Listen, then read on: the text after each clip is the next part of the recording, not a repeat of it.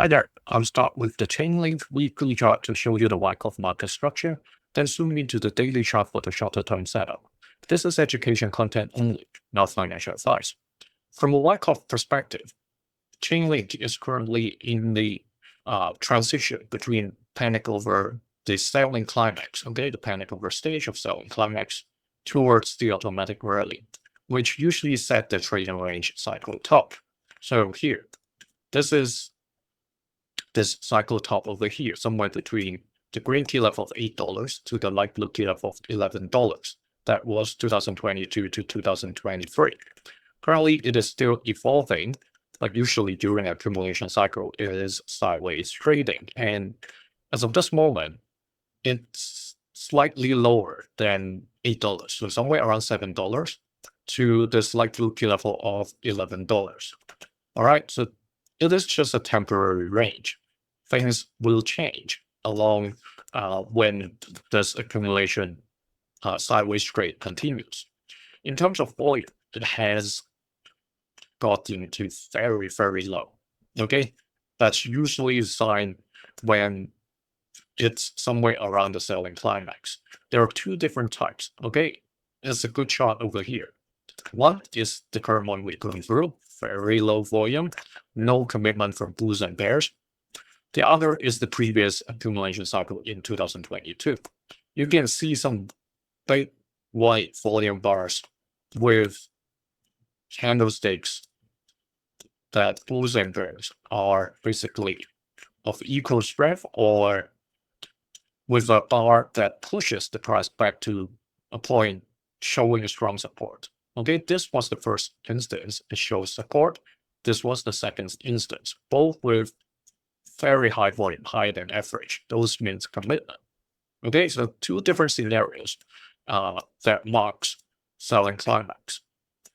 And then if we drill down to the daily chart, currently Link is still within the rising channel, just that it has just dropped outside of the support that was drawn in previous sessions.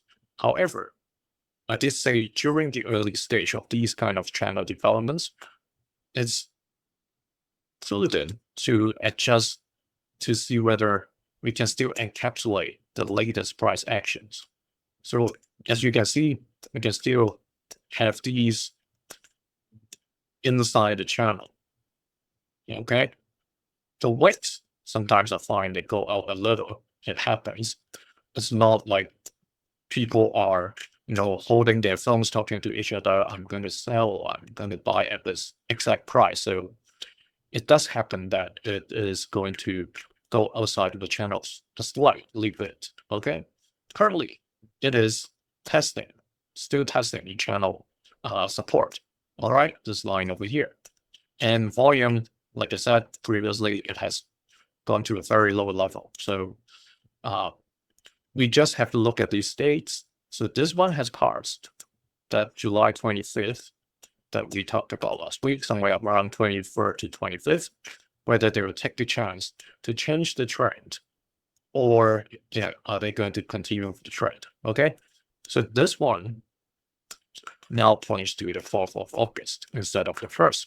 So if the trade finds support along this channel bottom, this is the immediate resistance of 8.68, and immediate support other than the channel bottom is this line over here at around 8.23.